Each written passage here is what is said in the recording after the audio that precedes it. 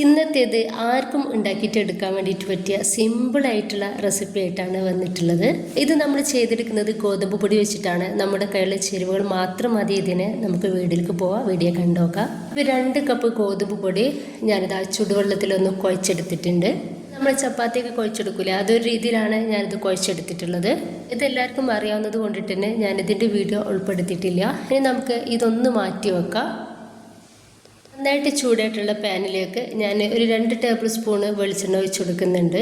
അപ്പോൾ കുറച്ച് വെളുത്തുള്ളിയും ഇഞ്ചിയും പച്ചമുളകും കൂടി ചതച്ചെടുത്തിട്ടുള്ളതാണ്. ഇതൊരു 1/4 കപ്പ് ഉണ്ടാവും. അപ്പോൾ അത് നമുക്ക് ഇതിലേക്ക് ഇട്ട് കൊടുക്കാം. എന്നിട്ട് ഇത് നന്നായിട്ടൊന്ന് മിക്സ് ചെയ്തിട്ട് ചെറുതായിട്ട് നമുക്കിതൊന്ന് റോസ്റ്റ് ചെയ്തിട്ടെടുക്കാം. ഇതിൻ്റെ പച്ചമണം മാറുന്ന റെഡിയായിട്ട് കിട്ടിയാൽ ഇനിയിപ്പോൾ ഇതിലിട്ട് ഞാൻ ഇട്ടെടുക്കുന്നത് 3 സവോളയാണ്. മീഡിയം സൈസുള്ള 3 സവോള ഇതുപോലെ കട്ടാക്കി എടുത്തിട്ടുള്ളതാണ്. ഇതിലോട്ട് ആവശ്യത്തിലുള്ള ഉപ്പ് കൂടി ചേർക്കാം. എന്നിട്ട് നന്നായിട്ട് ഒന്ന് മിക്സ് ആക്കി എടുത്തിട്ട് നമുക്ക് നന്നായിട്ടൊന്ന് വാട്ടിച്ചെടുക്കാം.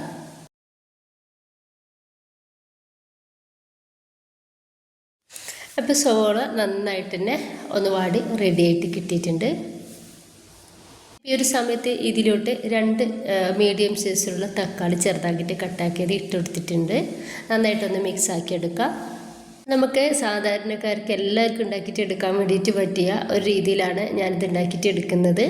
നിങ്ങൾക്ക് ഈ ഒരു ഫില്ലിങ്ങിൽ ചിക്കനോ അതുപോലെ തന്നെ കോഴിമുട്ടയൊക്കെ ചേർത്തെടുക്കാവുന്നതാണ്. നമ്മുടെ കയ്യിൽ എപ്പോഴും ഉള്ള ചേരുവ മാത്രം വെച്ചിട്ടുള്ള ഒരു ഐറ്റംസാണ് കാണിക്കുന്നത്. അപ്പോൾ ഈ സവോളയും തക്കാളിയൊക്കെ നന്നായിട്ട് വാടി റെഡിയായിട്ട് കിട്ടിയിട്ടുണ്ട്. ഇനിയിപ്പോൾ നമുക്ക് ഇതിലേക്കുള്ള പൊടികൾ ചേർത്ത് കൊടുക്കാം. 1/2 ടീസ്പൂൺ മഞ്ഞൾപ്പൊടിയും 1 ടീസ്പൂൺ മുളക് പൊടിയും 1/4 ടീസ്പൂൺ ഗരം മസാല പൗഡറും 1 ടീസ്പൂൺ മല്ലിപ്പൊടിയും കൂടി ചേർക്കുന്നുണ്ട്. ഇനിയിപ്പോൾ ഇതെല്ലാം കൂടി നന്നായിട്ടൊന്ന് മിക്സ് ആക്കി കൊടുക്കാം. പൊടിയുടെ പച്ചമണക്കൊരു മാറി ഒന്ന് റെഡിയായിട്ട് കിട്ടും വരെ നന്നായിട്ടൊന്ന് മിക്സ് ആക്കി കൊടുക്കാം. ലാസ്റ്റ് ഇതിലോട്ട് ഞാൻ കുറച്ച് കറിവേപ്പിൻ്റെ ഇല കൂടി ഇട്ട് കൊടുക്കുകയാണ്. നന്നായിട്ടൊന്ന് മിക്സ് ആക്കി കൊടുത്താൽ നമ്മുടെ ഫില്ലിങ് ഇവിടെ റെഡി ആയിട്ടുണ്ട്. ഞാൻ ആ മാവ് ഓരോ ബോൾസുകളാക്കിയിട്ട് നമ്മുടെ പത്തിരി പ്രസ്സിൽ വെച്ചിട്ട് ചെറുതായിട്ടൊന്ന് പ്രസ്സാക്കി എടുത്തിട്ടുണ്ട്. അധികം വലിപ്പം വേണ്ട, മീഡിയം സൈസുള്ള ഒരു ചെറുതായിട്ട് കട്ടിയുള്ള രീതിയിലാണ് റെഡിയാക്കി എടുത്തിട്ടുള്ളത്. ഇനിയിപ്പോൾ അതിൽ നിന്ന് ഒന്നെടുത്തിട്ട് നമ്മൾ റെഡിയാക്കി വെച്ചിട്ടുള്ള ഒരു ഫില്ലിങ് ഇതിലേക്ക് വെച്ച് കൊടുക്കുക. അതിന് ശേഷം ഒരു സൈഡിൽ നിന്നും ഇതുപോലെ നമുക്കൊന്ന് മടക്കി കൊടുത്തിട്ട് സൈഡൊക്കെ നന്നായിട്ടൊന്ന് പ്രസ് ചെയ്തെടുക്കാം.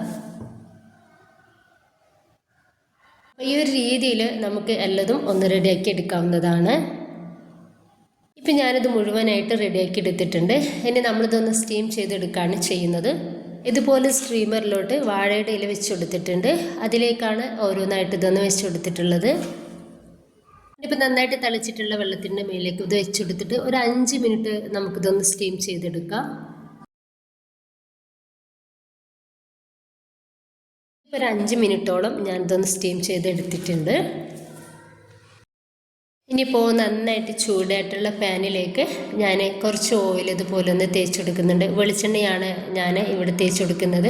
അപ്പോൾ ബട്ടർ, ഓയിൽ, വെളിച്ചെണ്ണ എന്ത് വേണമെങ്കിലും തേച്ച് കൊടുക്കുക. വളരെ കുറച്ച് മതി. ഇനിയിപ്പോൾ നമ്മൾ റെഡിയാക്കി വെച്ചിട്ടുള്ള സ്റ്റീം ചെയ്തെടുത്തിട്ടുള്ളത് ഓരോന്നായിട്ട് ഈ ഒരു പാനിലേക്ക് വെച്ച് കൊടുക്കുക.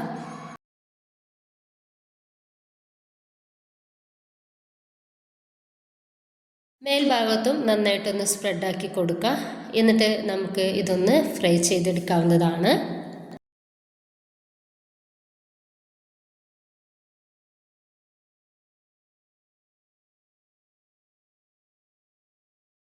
അപ്പോൾ ഇതൊന്ന് റെഡി ആയിട്ടുണ്ട്. അപ്പോൾ നമുക്കിത് പാനിൽ നിന്നും എടുത്തു മാറ്റാം.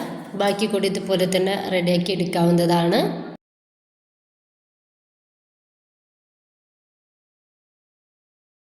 അപ്പോൾ മുഴുവനായിട്ട് തന്നെ ഞാനൊന്ന് റെഡിയാക്കി എടുത്തിട്ടുണ്ട്. വളരെ ഹെൽത്തിയാണ് ഈ ഒരു സ്നാക്സ്. നമുക്ക് ഉണ്ടാക്കിയിട്ട് എടുക്കാൻ വേണ്ടിയിട്ട് വളരെ സിമ്പിളാണ്.